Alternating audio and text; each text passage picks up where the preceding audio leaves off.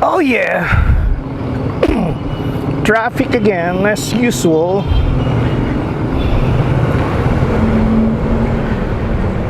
Here we go. What's up, boys and girls? I'm back again here on the two wheels. So today I'm just running the bike. You know, pag matagal kasing hindi ginagamit ang bike, baka masira. So this is just a maintenance run.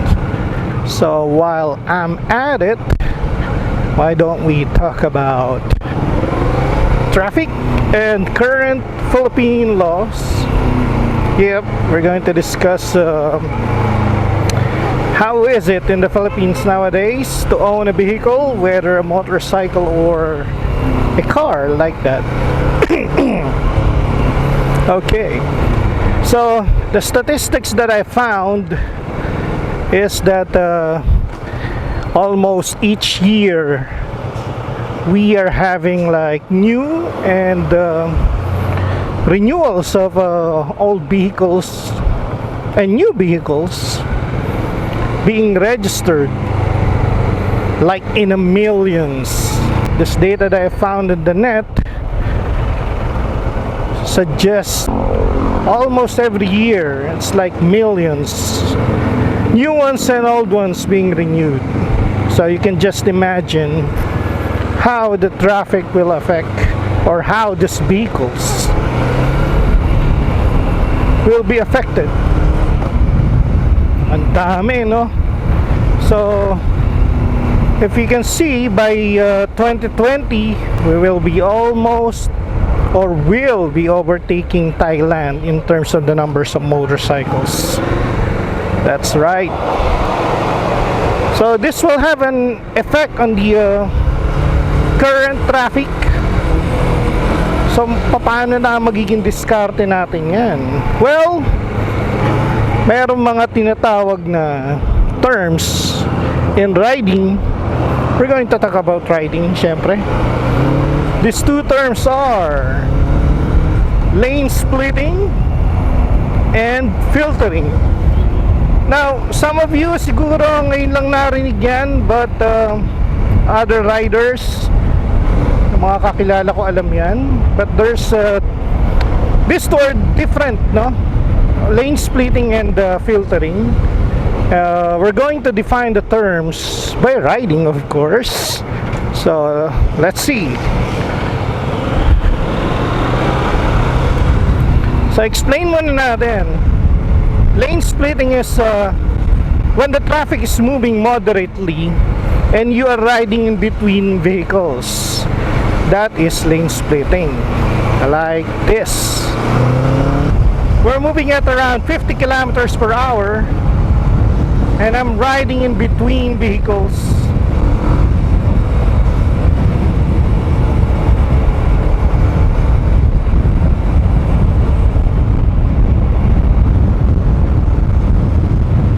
That's lane splitting. This is lane splitting. Lane splitting and turning into filtering because the vehicles are now stationary. So filtering is you're riding between vehicles like this when the vehicles are stationary, or pag nakahinto sila, or slowly moving. Now slowly moving will be like 20 or 30 kilometers per hour. That's really slow for a highway, and you're moving in between vehicles. So that's filtering. Well, as you can see, we've been using the terms lane splitting and filtering when it is appropriate to use. Is there's no really standard on when. I said that it should be on 40 kilometers per hour. If you're riding in between vehicles, that's lane splitting, or it could be 40 and above. That will be lane splitting if you're riding in between the cars.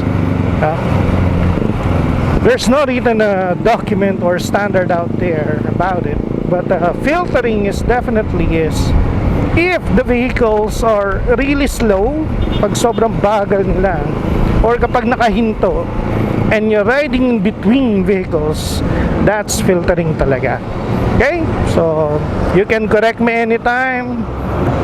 Hey, that's how it is. Okay, now lane splitting is not legal in the Philippines, because although it's not really stated in the RA 4136, if you can read that, just post it. So post mo lang para makapagsalita ng dire-diretso kung babasahin mo yan. Anyway, it didn't say or explicitly say that lane splitting or filtering is illegal, but sinabi dyan that you can only overtake on the left side. So technically hindi pwede yung lane splitting or filtering dito sa Philippines.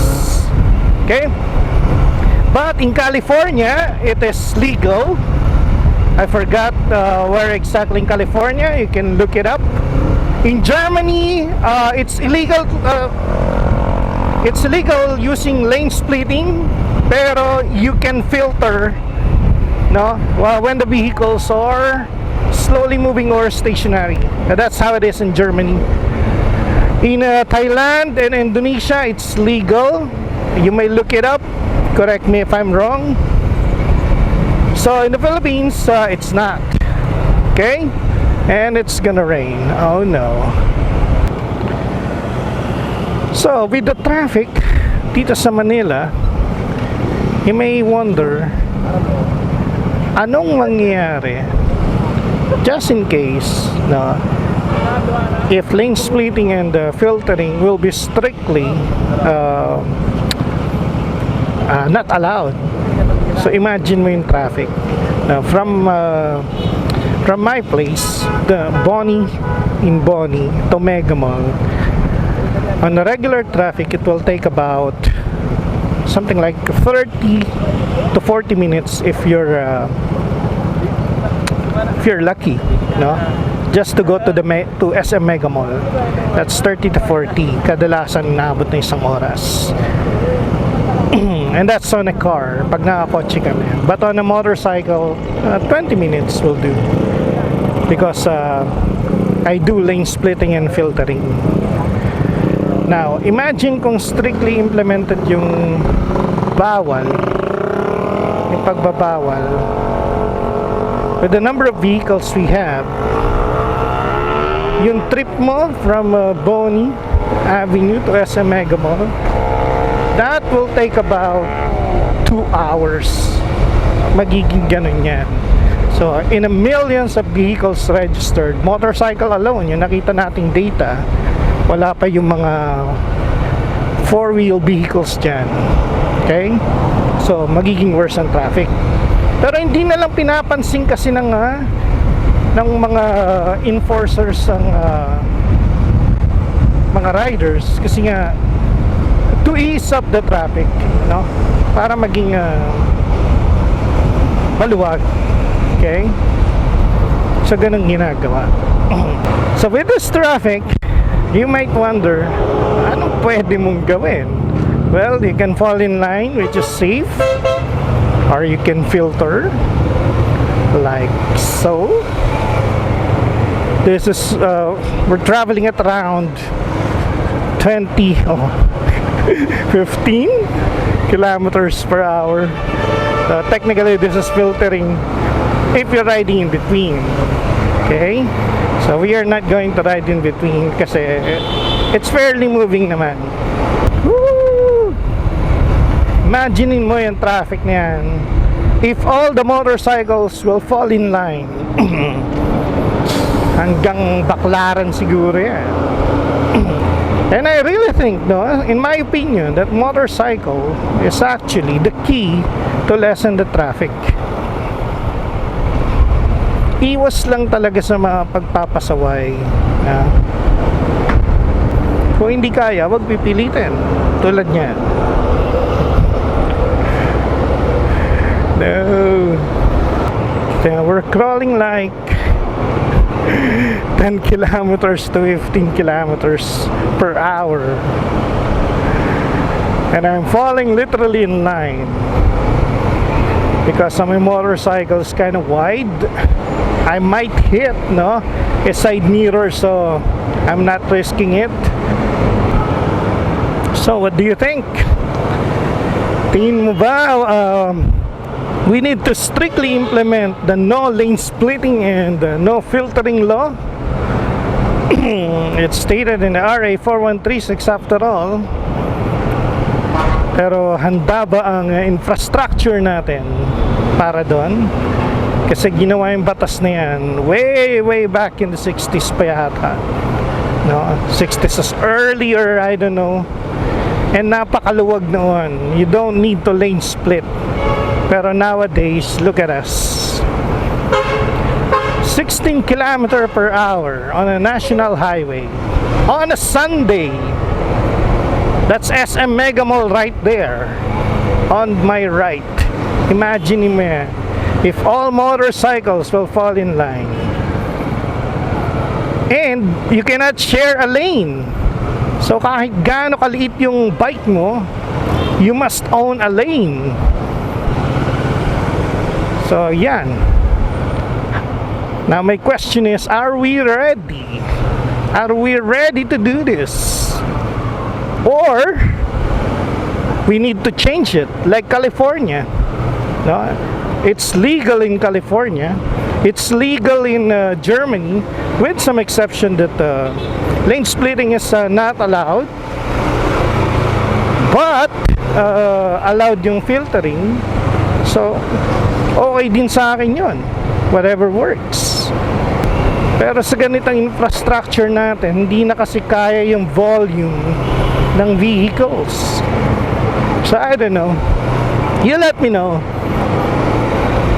Just comment on the sections below and let's have a fair discussion on the Philippine national highways. Yep, thank you guys for watching. Hopefully nakatulong.